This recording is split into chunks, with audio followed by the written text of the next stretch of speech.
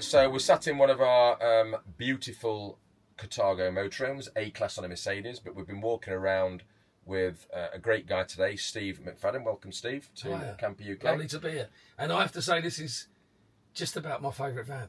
Well, you liked it. You liked a similar van when you came last time, didn't you? Yeah. So very similar to this. you've I suppose your background is on boats, isn't it? So my background is tell on me about boats, your but I've had loads of boats. I've had trawlers, I've had little boats on the Thames, I've had narrow boats, wide. From being boats. a kid, from being From near. 6 years old, Yeah. I was in the boats. And then kind of went on. Funny enough, it was the other way around. I went on to camper vans, and I had a Toyota Hiace, VWs, the old Devon, Wow. Type 2s, and then I had a Type 25, and then a Toyota Hiace, VW LT31. So you've done quite a few stuff Yeah, like I've that. had quite a- Well, I know Shane's background with his family. He was he'd also been through camping, hadn't he? And that's why he wanted to get into it. And I met Shane at an NEC show. That's where we first met. Right. So he was opening the show, and he just happened out of all the stands and all the vans, he happened to walk onto the stand that I was on, into a van that I was on, and believe it or not, it was just like this. It was a Carthago with an A-Class, very similar to this. And I was with a customer, and he walked in behind me, and I turned around and said, "Excuse me," with him, and I didn't realise it was him. And we had a bit of banter, but I think his brother's called Dean, so we had a bit of a crack about that. And he says, "Oh," then he came back and said, "Can I have your card?" And then he contacted me just as we were coming out of COVID, and that's where we met and formed a relationship and got on really, really well. And that's how I knew you through Shane. Yeah, that's right. Yeah, and then obviously he introduced me to Adam. So Adam's been and bought several motorhomes from us and still has one to this day. He was a lovely big liner. Then you came up probably a year ago, was it something like that? Couple of years ago, Yeah, a couple of years ago was it?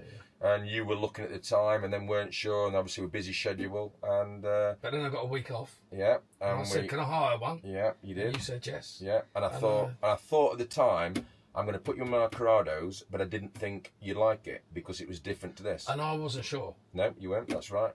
But I've got my fondest camping memories You have in that Carthago, in that Corrado. Corrado. That's right. Got some of my fondest memories in that Corrado going to. We went to Ireland. Yeah, that's my right. See, part- family. Well, it's my partner's dad is Irish. Yeah. And we went back to his homeland. And you went with your daughter as yeah, well, my Frankie. daughter, Yeah. So she was up the front. Me and the missus were at the back. Yeah. But then I ended up at the back, and my missus and the baby up at the front. Yeah. there. As I it got changes, demoted. it I got demoted. changes all the time, doesn't it, on stuff like that. I was near the loo, so there were some advantages. So what were the what did you like about it? I 'Cause liked obviously- everything about it. I was very, very pleasantly surprised. I like the size of it. I like the layout of it. I like the seating arrangement. I like the fridge. I like the management system. Because of boats and stuff, it is about, being off grid. You're not plugged in the marina all the time. You're sailing here, there, and everywhere. The same with a camper van. And a lot of time you've got to manage all the systems, your toilets to clean out, and electrics that you're running down or gas that you're managing. But it all, when you're in a house, you just want to switch that light on and it works.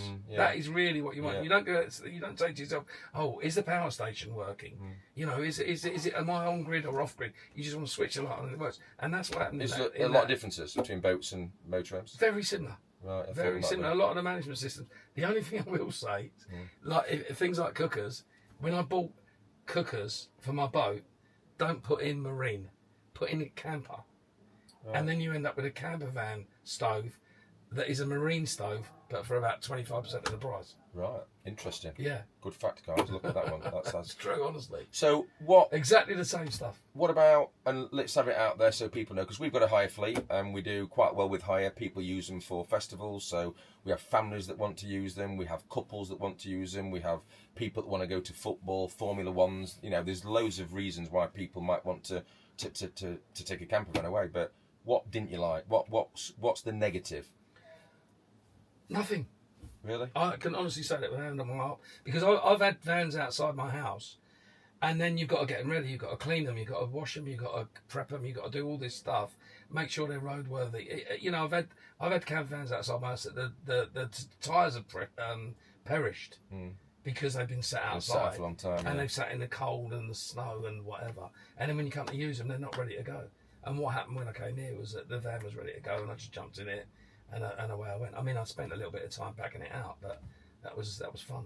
You know. And you liked the garage area because of the storage, didn't The you? garage area was amazing. I've never had a van that had a garage area before. Because you put everything away, tidy it up, and you've still got all your... And my bike your was in lounge the area. back, and Yeah. my fishing gear was in the back, so that I didn't have all the clutter around. Oh, you know, I got fishing hooks and stuff like that. At the time, my little girl was about 5 years old. Yeah. So you know, there's stuff that's dangerous, basically. What about getting on the ferry? Because you did a ferry crossing, didn't you? Yeah. No So you found that easy? Yeah, I didn't Yeah. have a problem with that. Narrow roads, parking, a lot of people worry about. You know, what about parking? How do I park it? You know, can I park in supermarkets, things like that? I didn't have a problem at all. Not a problem now on that side of it. So you'd recommend people to use the hire before you buy. You see, we I transport suppose that if stuff to you've people. retired and you got lots of time on your hand, it'd be lovely to have and you got a big drive, lots of space, and time on your hands. Yeah. But that's not the case for me. I live in London. Yeah. You know, I haven't got a massive drive. Yeah.